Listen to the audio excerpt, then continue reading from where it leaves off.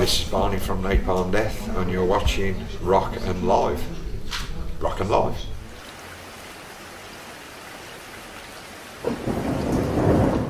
Same as it ever was, really. I mean, of course, every band has their own way of doing things, but and for us, it's the two guitarists, well, the bass player and guitarist in the band, Mitch and Shane, they kind of write music, and they bring it to the general sort of band, and then we'll listen to it and, you know, make a few tweaks maybe here and there, and then I'll sort of write. I've always got like lyrical ideas, and then I'll expand those and put it obviously on top of the music that's there. It's pretty simple, really simple process for us.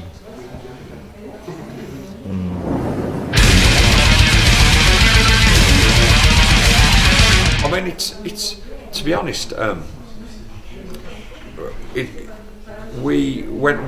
whenever we make an album, we don't make a conscious decision to sort of steer it, you know, like severely in one particular direction. Napalm's a very sort of spontaneous band, you know. Things just kind of come together, you know. I know that sounds really kind of a little simplistic, but they really do. They just kind of come together. I mean, the influences that we've got largely are the same ones from the 80s, from the 1980s, but we have some other like alternative influences as well on the side that we like to bring a little of those elements in as well, which aren't really like traditional sort of Napalm influences, but those help to add a bit of extra flavour to the sound, you know. So it's, however the songs turn out is kind of planned to a small extent, but the flow of the stuff tends to really come alive in the studio. He's in the UK, in Russ, the guy that we've worked with, Russ Russell. We've sort of used various studios with him at the times we've worked with him, but this time he actually has an interest in a studio in Northamptonshire, which is like eastern part of the UK. So we figured that if that was good enough for him, then we would, if he said it was good enough, then we'd use it. So the last album, Time Waits for No Slave, we just mixed it there. We did the recording in another studio that we'd used before, but this time, this album, the new one, we did the whole album there, you know. So it was different. It was interesting because the studio, because it's quite away from Birmingham, we had to kind of live there for a while, but it's like the living facilities in the studio, it's quite small, you know, so we were kind of really like sort of on top of each other, but you know, it worked out alright in the end. So.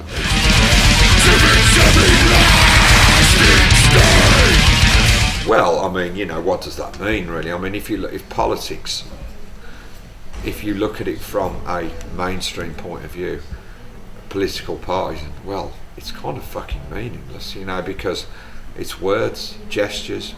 Does it do the important things? You ask yourself, like, does it stop inequality?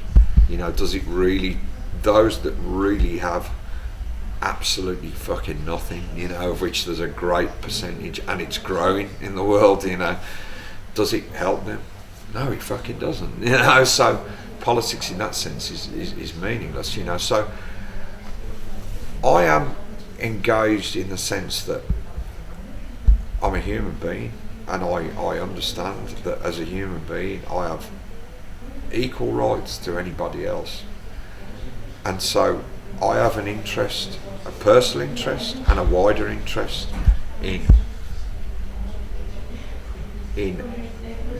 making points and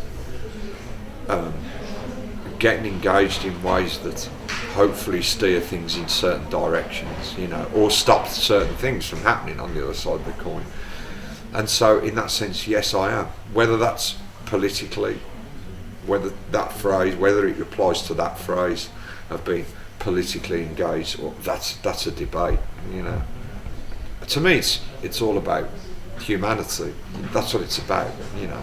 The real, true core of humanity, not some of the governmental interpretations of humanity that very often aren't, you know, in many ways. So.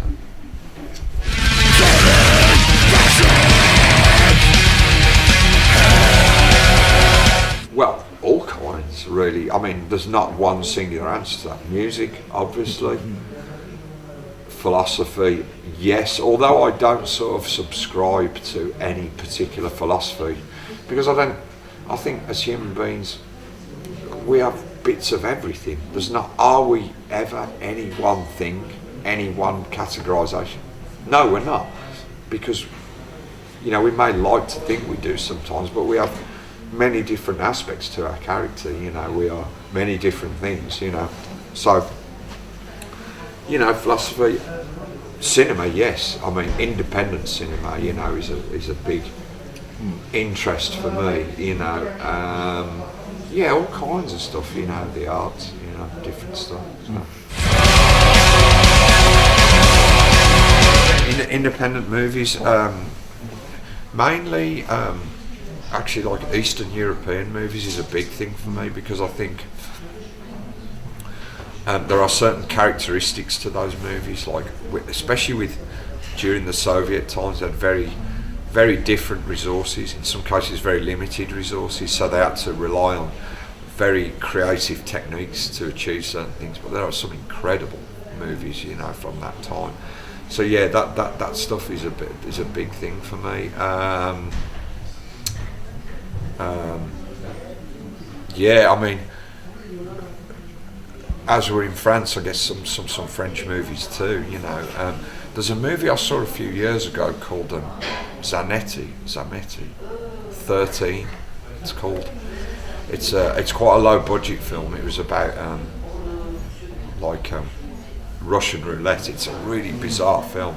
I can't actually remember everything that goes on in it, but it's a pretty fucking crazy film, you know. That was like more towards the horror end of psychological side of things. But yeah, there's some really great French cinema, of course, is renowned, you know.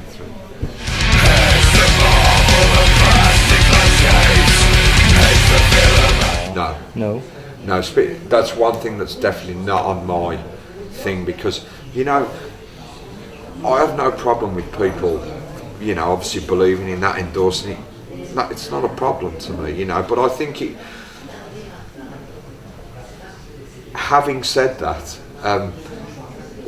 what we need, I feel, in my opinion, what we need to do is rediscover ourselves as human beings, as solid, matter-of-fact, biomechanical machines, equipped with lots of different tools, compassion, lots of different things.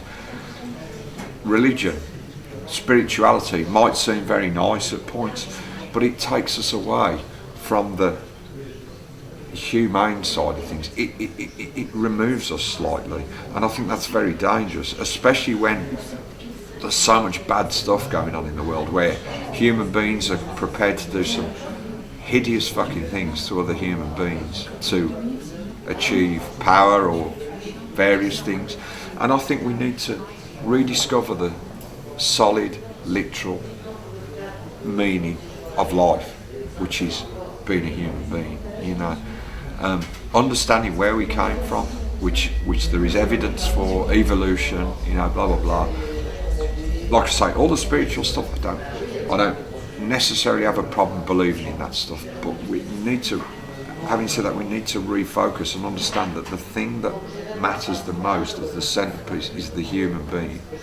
And when we understand that, and when we rediscover like humanity in its purest forms, then hopefully a better world will start to be achieved, because it's not always particularly great, you know, like I say, what people are prepared to do sometimes to achieve things. not very fucking nice.